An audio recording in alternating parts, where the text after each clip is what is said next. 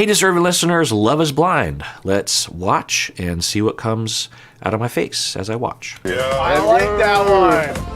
What a trip so far. When I tell you, we are on a whole different level. Oh, good. It is. Are y'all having sex? We are told.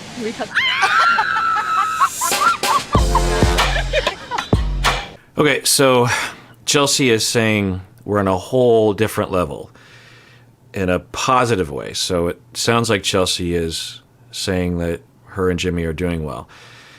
In most situations, I would go, oh, yeah, sounds like they're doing well.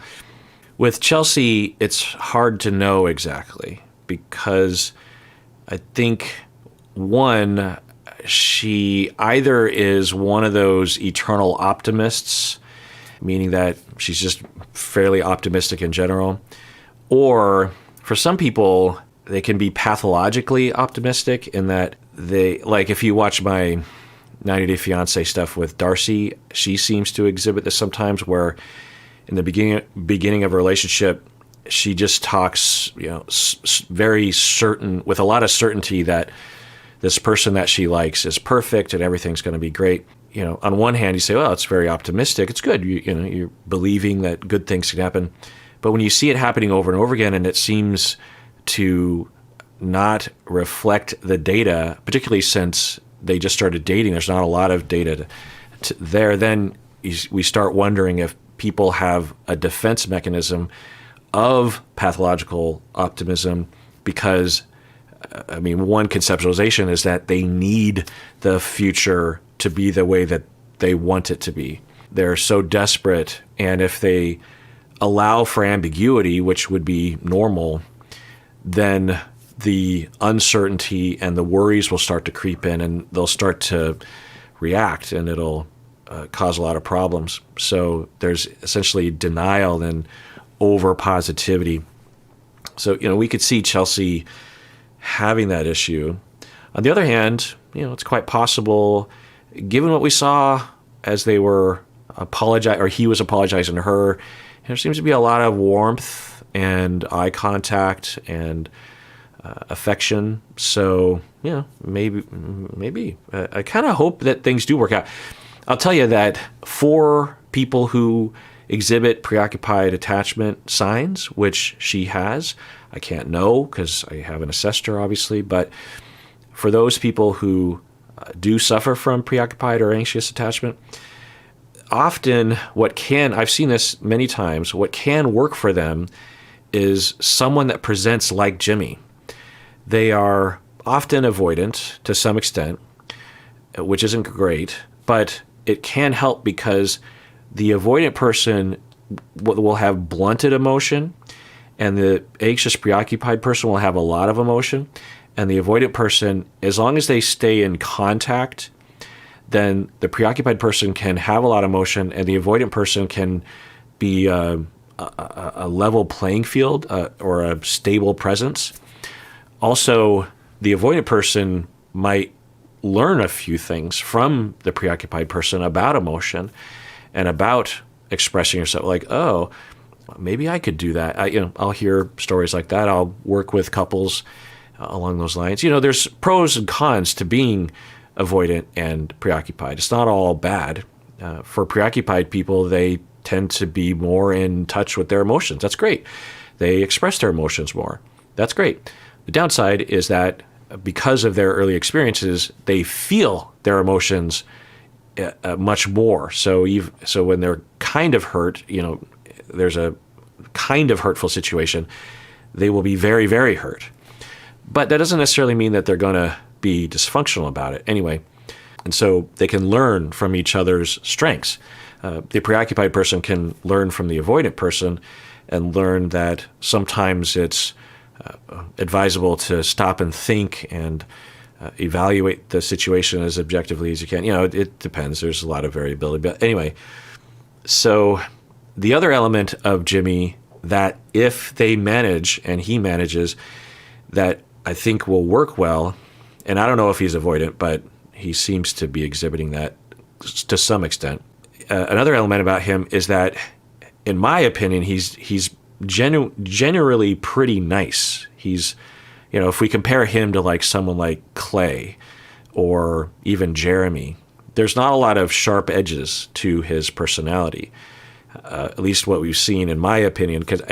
When I sent the survey out to everyone, a lot of people didn't like him and were triggered by him. So I have to wonder like what I'm missing, which I'm sure is something. But anyway, my point is that even if Jimmy does have the issues that a lot of people are seeing, the red flags, it is possible. There is a road forward. And I just want to point that out because, when they're having that fight, I was like, oh, this is... and I'm trying to remind myself that isn't necessarily so. Absolutely. And we're hearing that things are going well. But we also heard, that they had sex. And although I don't usually react to those scenes because it's like, I don't know, what does it really matter? But it is kind of a data point and could tell us who is maybe getting along better. But, some of the couples are choosing not to have sex before marriage, which is also fine. So we wouldn't know about that. But if they're open to having sex on, at this phase of a relationship, meaning if they're open to having sex when they're engaged, then, and they are having sex and they seem to be enjoying it, then, that can say something. It doesn't always, of course. But one of the others said they're having sex, and I think I want to know, so let's go back. It is. Are y'all having sex? We are too. Yeah, I thought it might be AD, which I would have been surprised by. And maybe AD and Clay have had sex. She's just not saying anything right now. But we tussled. So Laura says we are too. So Laura and Jeremy are having sex as well. I'm kind of surprised by that, honestly, but also not. Anyway, just a little detail. Because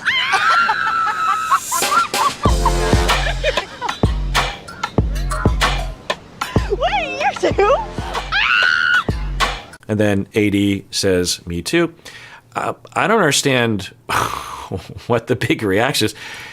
Is it that strange that if you're engaged, you had sex? I don't know. Yeah.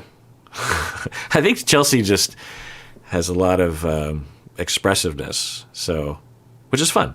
It's fun. It took a challenge for us to really pull Reel it in and be like, damn. Oh, yeah. Because it's just the way he handles conflict and the way he handled me. Okay.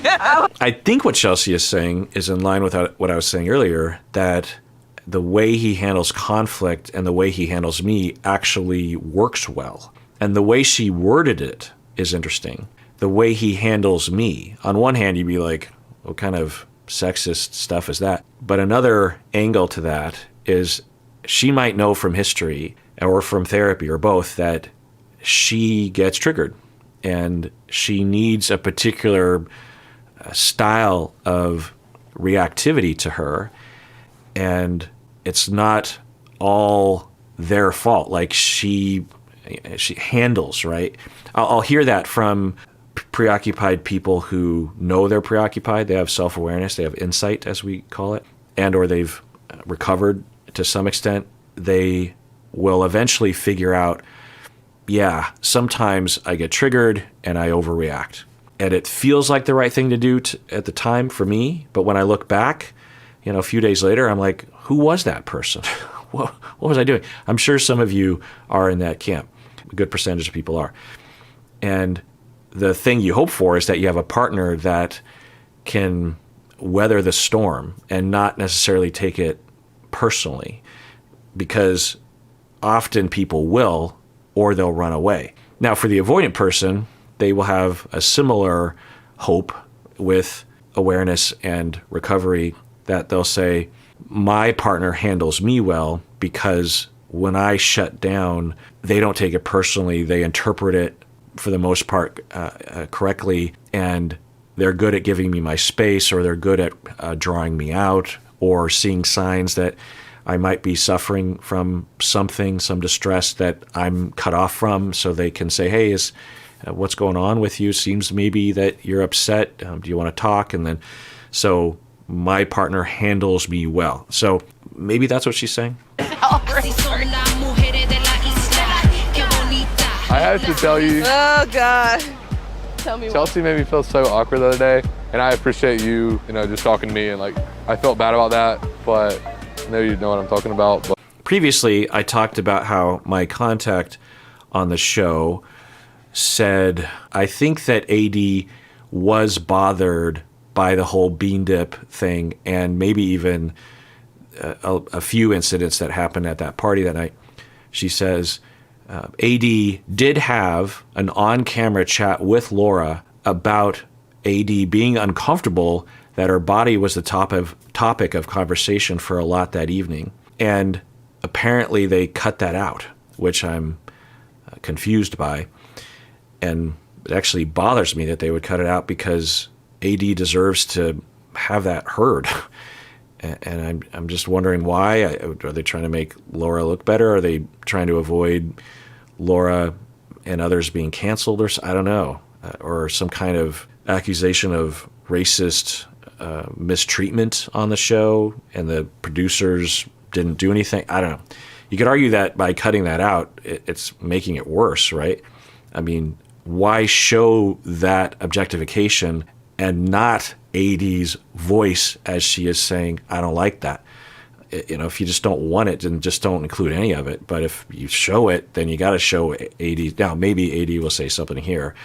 Jimmy's bringing it up again. Yeah, I do. that helped Chelsea and I. I'm glad that you talking about my ass helped you and Chelsea get to the next level.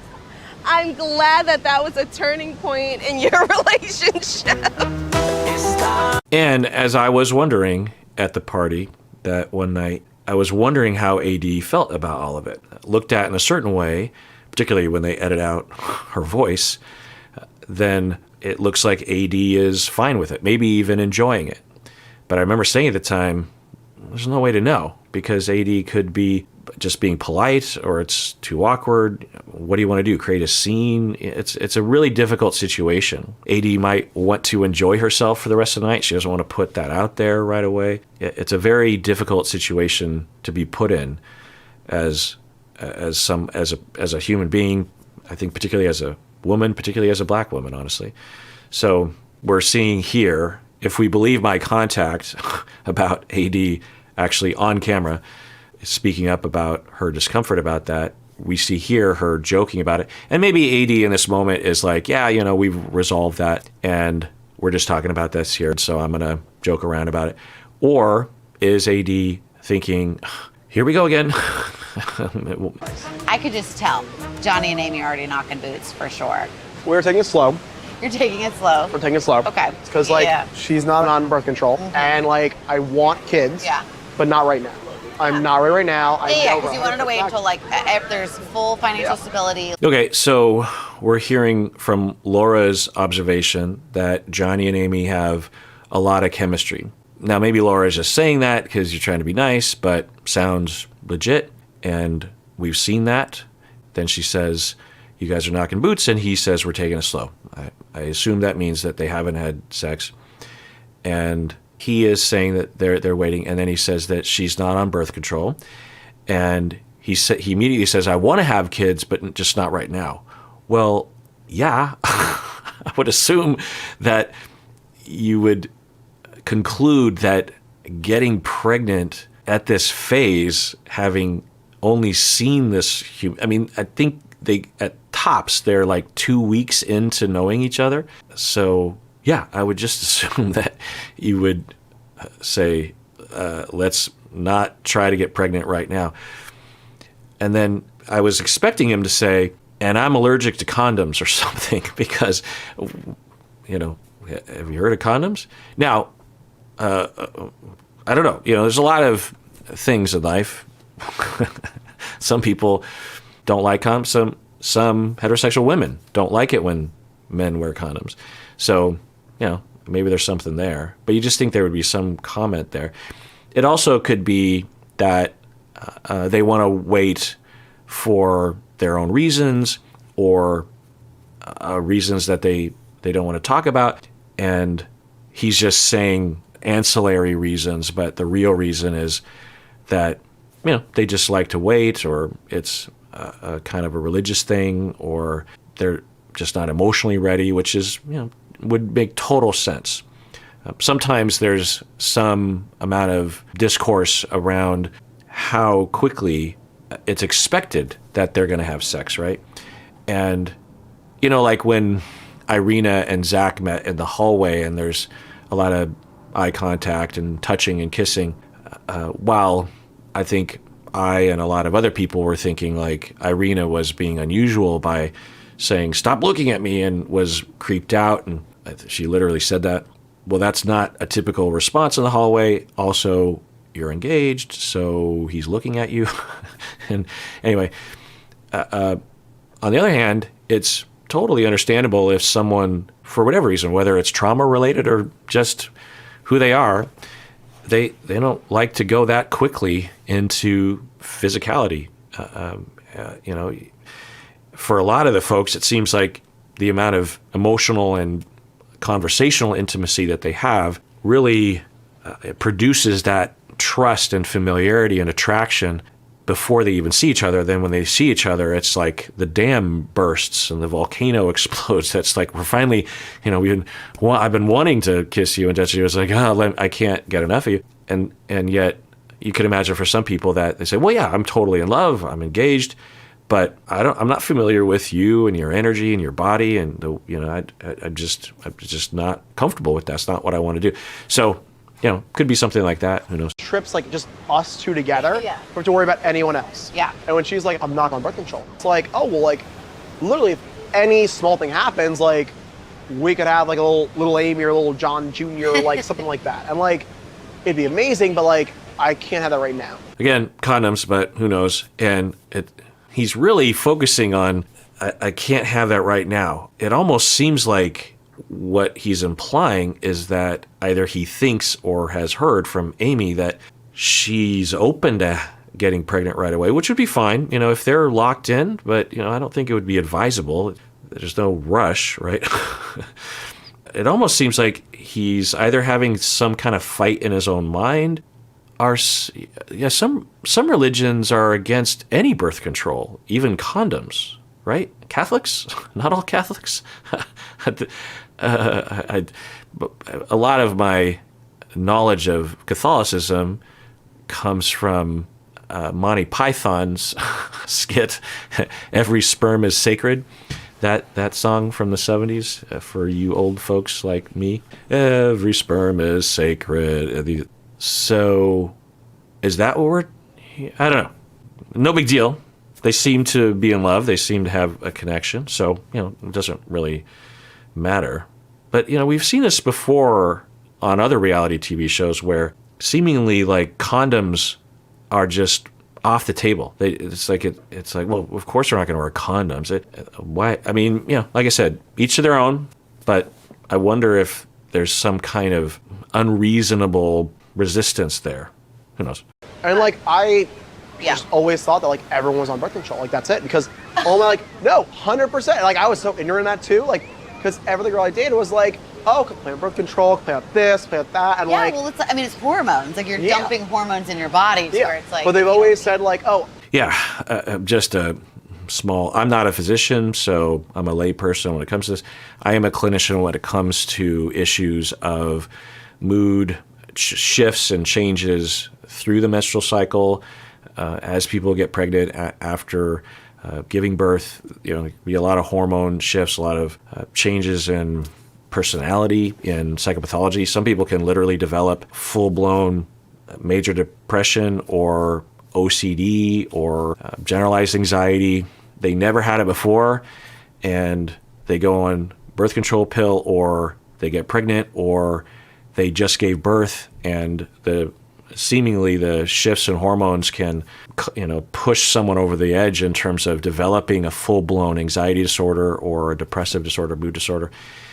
And it can be very difficult because for a lot of people, just one slice of this pie is that you just gave birth and it's supposed to be the most happiest moment of your life, and yet you are super depressed. You don't feel a connection with anybody, let alone the infant, and you feel like you're a terrible person, terrible parent. You don't know if you can tell anyone about it.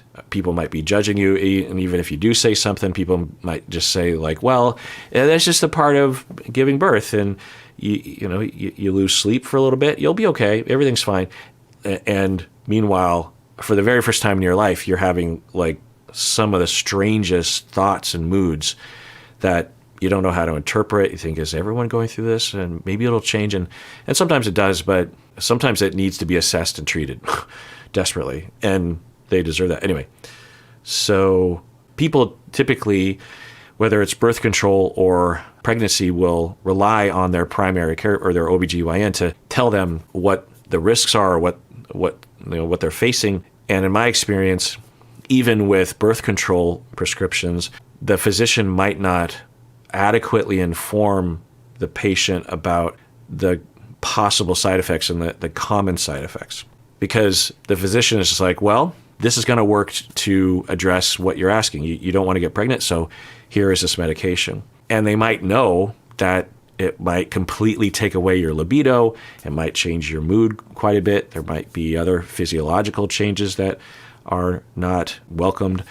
And they don't emphasize it enough because, I don't know. I honestly, I don't know why. They don't have time or something. So I'm saying all this because if you're experiencing those things, you deserve to get treatment and education advice from clinicians. And if your prescriber isn't giving you that even when you ask, then you deserve to go to someone else and get that information.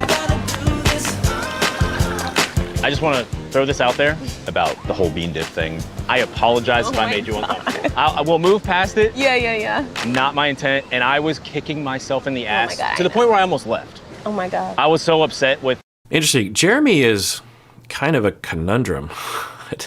I don't really understand his personality. It makes sense. I'm just watching an edited reality TV show, but this is surprising to me. I don't know why it's surprising. Why is it surprising? Well, he has such a jokey side to himself. But of course, everyone contains multitudes, and this is part of that. So that's great. So he's apologizing. I would hope, though, that he asks her how she feels. It's just something to think about when you're apologizing or having a conversation like this. It's really important to just stop, give the other person a chance to speak off the top, because Jeremy was preparing to go over there, right? In all likelihood, he's thinking, okay, I'm going to go over there, or maybe he was even planning earlier that day or something. So he's ready to go. For AD, she might be like, oh, okay, well, we're going to talk about this. So you have to give someone a chance to kind of catch up. Now, AD could say there's nothing more to say, and that's okay, but I hope he asks, give her a voice, and if this happened, then if AD did say something, I hope that they leave it in instead of cutting it out. With that, Yeah. But I'm okay. Okay. I just wanted to throw that out there because I was like sick, feeling like I know. I get in my feelings on stuff like that. Yeah, that's good. I'm very encouraged to hear that about Jeremy, and it makes sense. There's no reason to believe that he wouldn't be a human being. So he's saying it made him sick.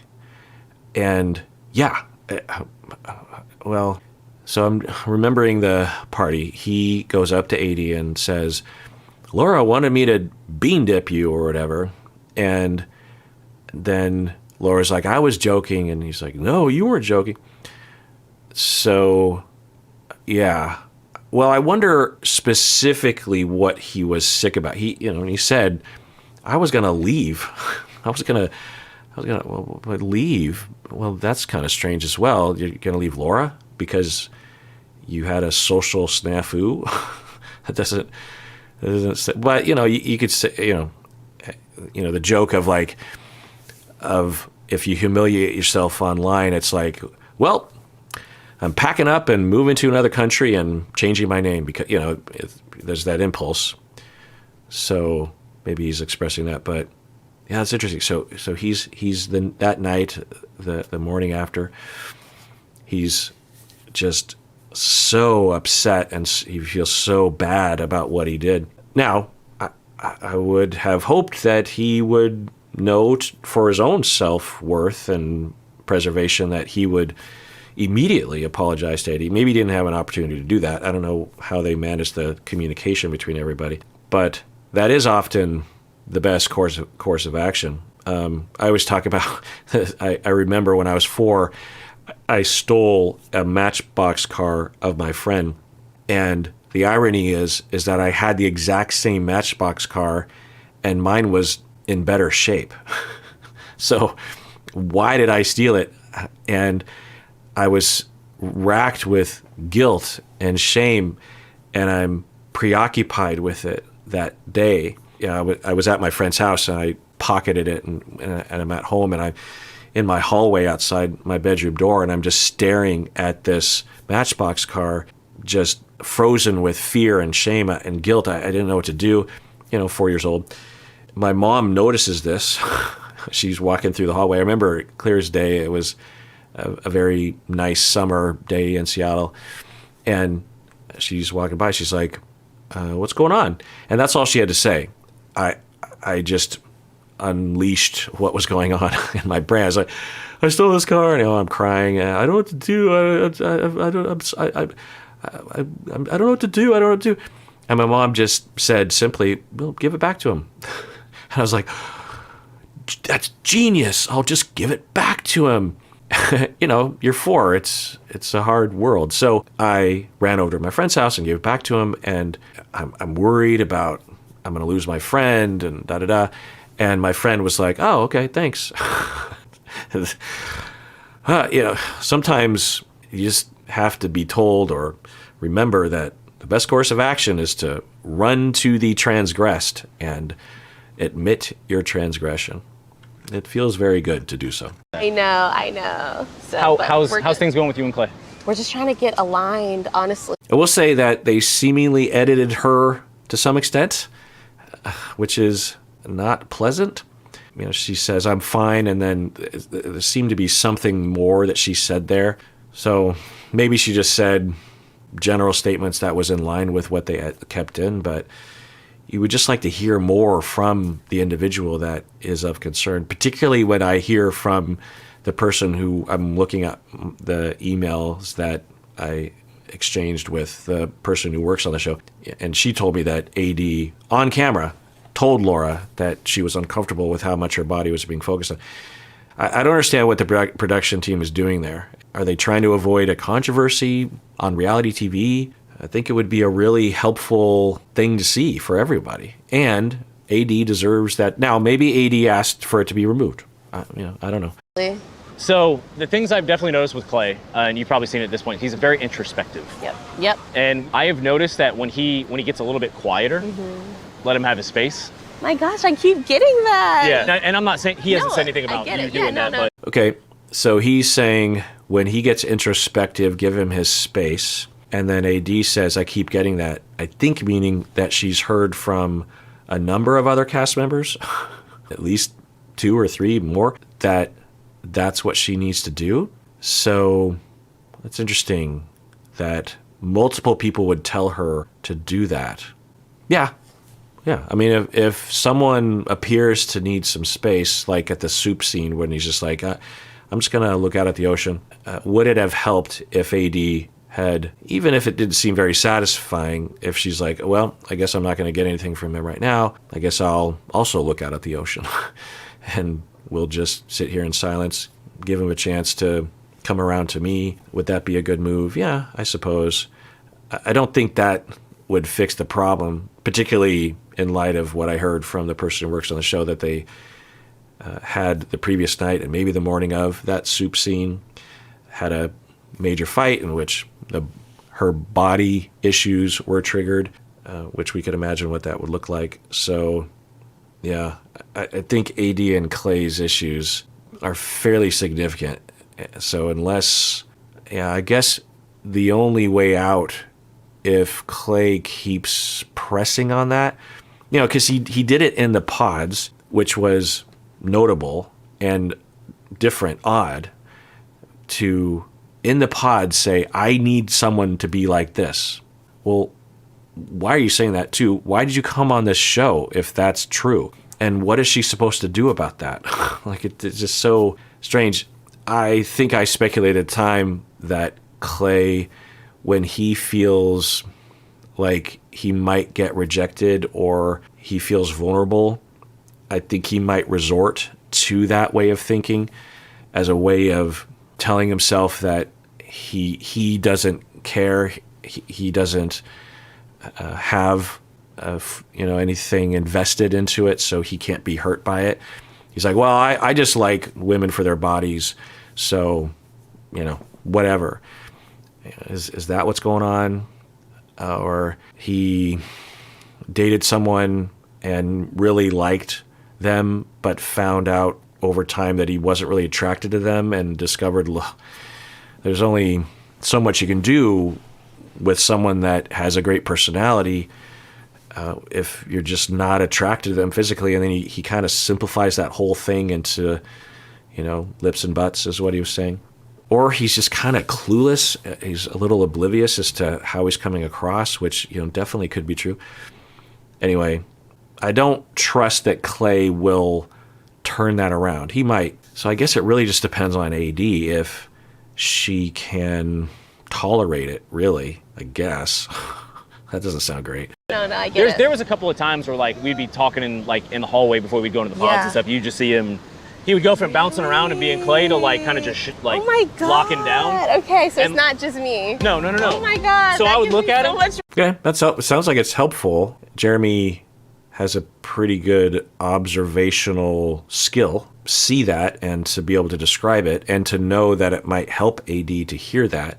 That's interesting. Jeremy's interesting. Yeah. Anyway, so that's good. It's good. AD feels that okay, and yeah, that can feel difficult when you're experiencing something in your partner, and then someone comes along and says, that thing, I deal with that too, and you're not alone. That could go a long way. Standing there, I'm standing here. Oh my And I would look at him and I'd go to say something, and if he was in like that zone, I'm just Oh my like, God, that just lifted a weight off my shoulder. yeah. So I think it comes down to like that zone. Yeah. You just go into too, Yeah, where you yeah, get yeah. in your head, Focus, yep. tone out everything around yeah, you, yeah. and just Yeah. this is what I'm working. Yeah. So that is possible, the way that Jeremy is describing it. You just go into a zone. It could also be something else with Clay. I would imagine there's a strong possibility that there's more to it than that. It doesn't mean that you have to approach it differently if you're AD, but that for Clay, there could be emotions that are happening, some kind of struggle, and he's mulling it over and hunkering down, very frequently, if not always, will eventually get to a place where he can kind of stuff his feelings and act like everything's fine, instead of, in the immediate sense, feel the feeling, allow himself to feel the feeling, and speak from that feeling. So I don't know if it's, given what we're hearing and what we've seen, I don't know if it's an innocuous shutting down or a zone thing. I think there could be more to it that Clay could benefit from having some insight into. I do want to meet Sarah, because the night we broke up, she asked me, she's like, is there something I did or could have done differently? And I was like, I don't have an answer for you. The emotional piece was so strong, the mental connection, all that. It came down to just a fun thing. Yeah. And I want her to know that, just because like I would still be friends with her outside of this. Okay, that looked edited, so who knows, but what is in the edit is Jeremy is saying that he, after the getaway, would like to meet up with Sarah, the other person that he was dating, and Sarah was really into Jeremy, and when Jeremy broke up with Sarah, Sarah goes back into the lounge and said, well, that was unexpected. I did not expect that to happen. So, it says something, I suppose. And so he's saying, in the moment, I didn't really have a reason. And yeah, I remember that. She's like, was it her? And it's normal to have those kind of questions. Like, so I'm just curious for future relationships. Was it something I did? Is it something I can change? If you could tell me why, that would be helpful.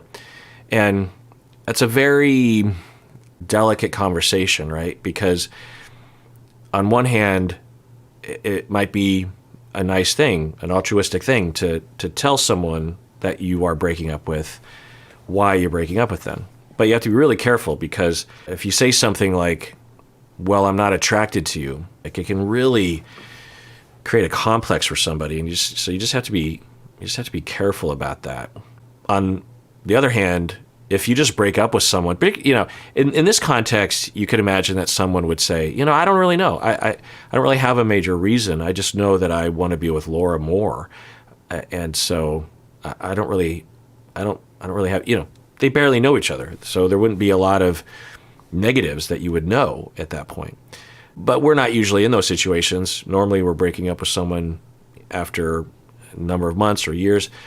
And so it's important to plan ahead and know what you're going to say about that, and what is the most compassionate thing to say. Like, if you had an affair and you fell in love with someone, is it best for the person that you're breaking up with that you tell them that, or tell them all those details or something, right? I know for a lot of people, they would say, well, I want the truth. And yeah, that generally makes sense. But sometimes it's helpful to get a more diplomatic statement from the person that's breaking up with you. For some people, they'll tell me that given their experience, they would rather not be told about that. Say the relationship is 10 years long, and in the last year or two, let's say that the wife, in a heterosexual relationship, the wife is starting to not feel the love as much or at all, and is trying to get it back, and she's thinking, well, maybe it's just, this is what happens when you have kids and you're both working and long-term relationship. And then she meets another guy at work and feels those feelings again, and it's, whoa, I'm feeling in love, or butterflies, and I look forward to seeing him, and I really want to be with him. I haven't had libido in a couple of years, and what do I have libido now, and what's going on, confusion, whatever. And then they cheat, or even say, the person doesn't cheat. Let's just say that in this scenario, she just has this crush and she doesn't act on it. But over time, she starts to conclude, and, say she tries to get it going again with her husband, like, well, maybe if I just reinvigorate it or something, none of that works. Maybe even they go to therapy, whatever. And then at some point, she's just like, if I stay in this relationship, I'm either going to cheat or I'm going to explode or something. But it's clear that whatever happened here has died, or has died in me, or I don't know why it drifted away. We did fight a bit, so maybe that was it. Anyway. And then she's like, okay, well, I'm going to tell him, because he deserves to know, and both of us deserve to move on with our lives. So when I do break up with him, when I do say I want a divorce or to separate, what reason do I say? Well, if the whole truth is told, or a certain element is emphasized, she could say, well, there was this guy at work and blah, blah, blah, blah. I didn't cheat on you, but wanted to have sex with him. I fantasize, when we would have sex, I would fantasize about him, that kind of stuff. Now, I'm not saying it's harmful to the person you're breaking up with to say those things. Overall, maybe that is the best thing to say. So I'm not saying it's a universal decision there, but it is a consideration. I think a lot of people would appreciate if they're being broken up with, that isn't the narrative that they're told, right? Because that isn't one way of looking at it. It's not really the point. The point is that you fell out of love. She fell out of love with him. That detail of the guy at work might have been the primary conscious thought, and might have even been the thing that you wrote in your journal or told your therapist or told your friends. That might have been the obsession or the rumination, that this guy at work. But that's not really the story looked at in a certain way. And I would, if I were in his shoes, I don't know what I would want to be told, but I would much rather hear that. It would really suck to hear that, but I would rather hear that than having someone say the side of the story about that obsession with the other guy, because you could feel inadequate. You could feel like you're unattractive. In the future, in relationships, you might have an increase of jealousy or triggers around that.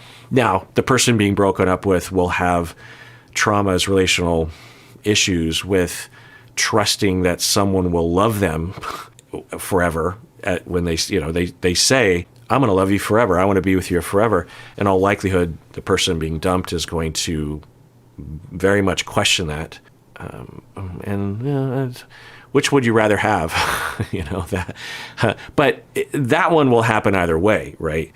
To add on the inadequacy issue would just be, unnecessary, depending, like I said. So anyway, what we're hearing from Jeremy is that he wants to meet up with Sarah. So on one hand, the way they're editing it, and seemingly the way Amy was reacting, was that it is not a good sign that Jeremy wants to do that. That it is Jeremy second guessing his choice to be with Laura, that he still wants to be with Sarah. He didn't say that. It could be. People will even trick themselves. Look, I'm just going to talk with her because I just want to tell her why I broke up with her. I feel like she deserves to know. But deep down, he really wants to be with her. It's possible.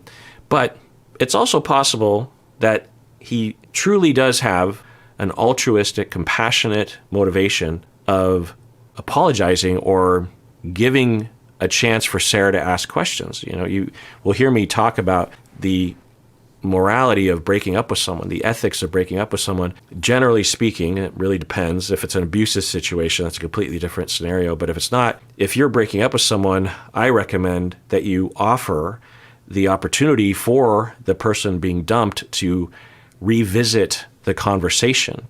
At the very least, you can say, hey, if you have future questions or you want to just express your anger in a non-abusive way to me, because I want you to be able to express your emotions and to have it go directly to me instead of having to tell your therapist or your friends or something. Like you could tell them too, but you can certainly just tell me I'm here. Not because I want to still be with you, but because I feel like it's ethical to do that. And it kind of is selfish when you're breaking up with someone. It's kind of a selfish act because it kind of serves you if your former partner has a good narrative of you.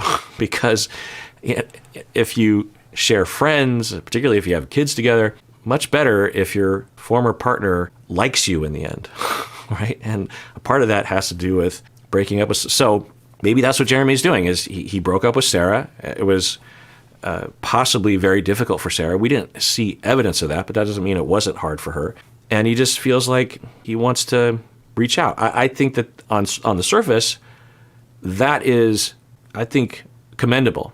I don't think everyone has to do that. I'm just trying to think who else. Oh, well, Chelsea broke up with Trevor.